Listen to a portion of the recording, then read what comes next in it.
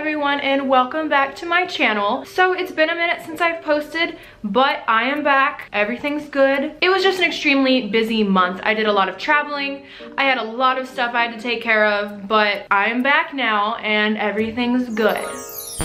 I will say before I, disappeared for a few weeks, I was doing pretty well consistently. For about a month of every week or twice a week, I was posting videos. So please know that I'm still aiming to get right back into that. This was just a little break because things get overwhelming sometimes when you have a lot of animals, traveling, all crazy stuff. It's just, there's a lot I have to do sometimes. So I don't always get to film, but we are back now. Makeup's a little darker than usual today. I'm just trying something out. I was bored with my makeup, so trying something new. If it looks awful, I'm sorry. Hopefully you can put it past you and still enjoy the video, even if I look like a mess. I can't really tell. I can't tell on that little small screen. So today's video is going to be discussing my brand new orchid mantis. I am super excited. I absolutely love praying mantis, and I had one a long time ago. He lived his whole life, which was about 5 to 6 months, and then he passed away. Mantis definitely do not live super long. Males do live a little shorter than females. My last mantis, Maury, was a male, so he lived his full life. He had all of his molts, and then he passed on into bug heaven. Since then, I have not gotten another mantis until now. So we are gonna discuss today everything about the orchid mantis and how to take care of them. Please keep in mind that this is just about the orchid mantis, not every kind of mantis. So you can't use this advice to go take care of a budwing mantis or a Chinese green mantis. It has to be orchid mantis. That's the only advice this works for. Just want to make that very clear. If you do want to get a budwing mantis, I do have a very old video out about how to take care of those. Those are definitely so much better for starters. People who've never had a mantis before, I definitely recommend the budwing mantis. Orchid mantis are a little more sensitive. They're a little more fragile. They require more care and humidity and temperature watching. They're definitely overall more skilled. Definitely not the hardest mantis in the whole world, but also not one that I would recommend for beginners. So now we're gonna talk about these guys and hopefully I can keep it interesting. So this is her habitat right now. It's teeny tiny. It's really little. You can see the condensation on the bottom because I do keep this extremely humid. Now we're gonna of course go into how I do that and everything in just one moment, but first I'm going to show you the orchid mantis and tell you some general facts about them. I did ask for some name suggestions and so many people gave me so many beautiful name ideas. And I took all of those ideas, I sat down, looked through them, and I decided I was gonna name her Egg. I've named her Egg.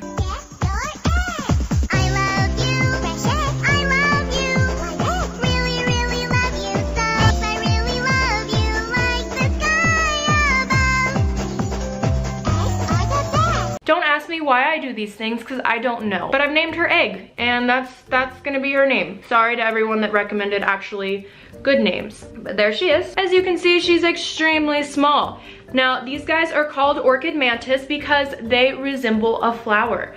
There she is. She's doing a little wiggle. I love that little dance. Can we add some dance music to this, please?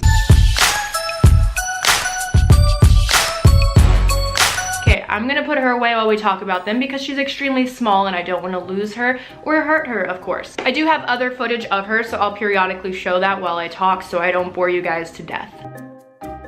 Orchid mantis in the wild are found in Indonesia and Malaysia. Orchid mantis come in 3 colors, pink, purple, and white. Most commonly they are white though, and they are supposed to resemble an orchid flower. Females reach a max of 3 inches while males only get to about 1 inch, and that is it. So females are 3 times as big as the male and they live longer. Males only go through 5 molts in their life while females go through 7. To tell the difference of your mantis, it's probably easier after the first molt because their abdomen will be bigger, easier to see, but even from a young age you can sex them. Basically you look at their abdomen and you count their abdominal segments. Females have 6 abdominal segments while males have 5. It can be really hard, like I said, at a young age to tell them apart. As they grow older, it's easier to see their abdomen. Orchid mantis are the very first species of animal ever discovered to mimic a whole flower rather than just a leaf or a stick. Now there's 2 debates as to why they look the way they do. One is so they look like a flower and then they camouflage themselves in there, wait for their prey, and then they ambush them. But there is some speculation out there that that is not the reason, only because all other mantises have no problem getting their prey and they don't look like a flower. So some people speculate why they really look like that and if it's really to ambush their prey.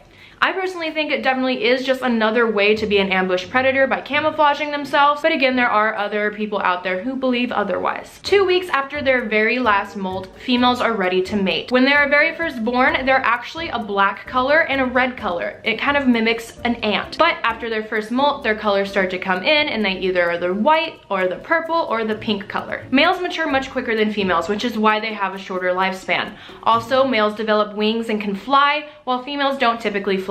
The term nymph is what you call a baby mantis. Now, nymphs eat tiny insects, while adults will pretty much eat anything they can get their hands on, and this does include lizards and fish. Now, orchid mantids can tolerate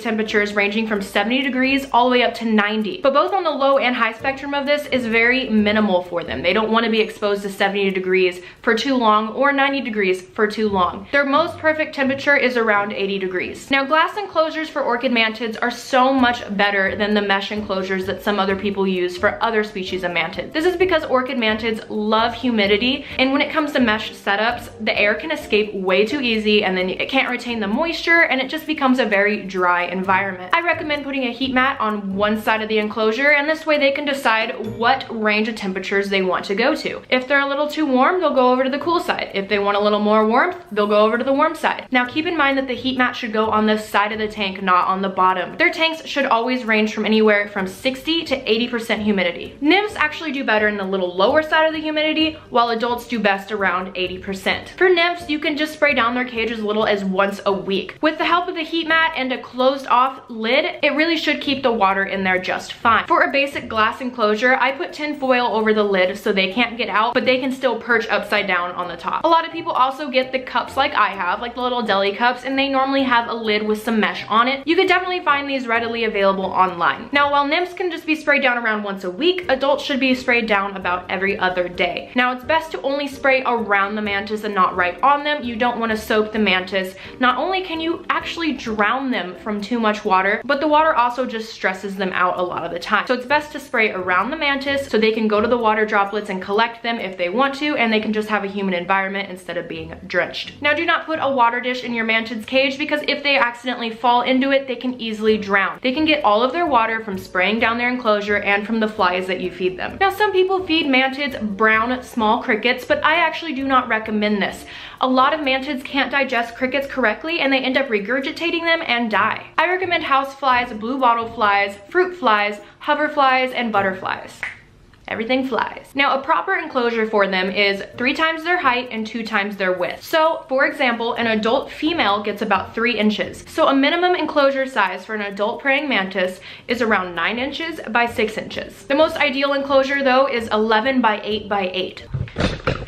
You actually don't want it to be too tall, because then they might fall and injure themselves, or they may not be able to find their food appropriately. The best thing for their setup is artificial flowers and perches, or even better is an actual live vivarium. I'm actually choosing to do artificial because I am perfectly fine with cleaning up after my mantis every day. But if you don't think you can keep up with your enclosure, it's actually best to get a live vivarium. You can put springtails and isopods, which are tiny little bugs, inside of their live vivarium, and they will clean up after the mantis, and it really will help control and regulate mold from growing. Since they like such humid environments, it's extremely easy for mold to grow. So if you don't want to do a live vivarium, you have to be extremely avid in your cleaning. I personally am not going to be doing a live vivarium, but I am perfectly fine with making sure, checking in every day to make sure no mold is growing. Mold can make a mantis extremely sick, stressed, and it can lead to their death. Now, all mantids are cannibalistic, so do not put them together. The only time you should put 2 mantids together is when the female is ready to breed and the male is ready to breed. You can put them in for the breeding time, but do keep in mind that the female sometimes will eat the male. Not always, but it does happen. So basically,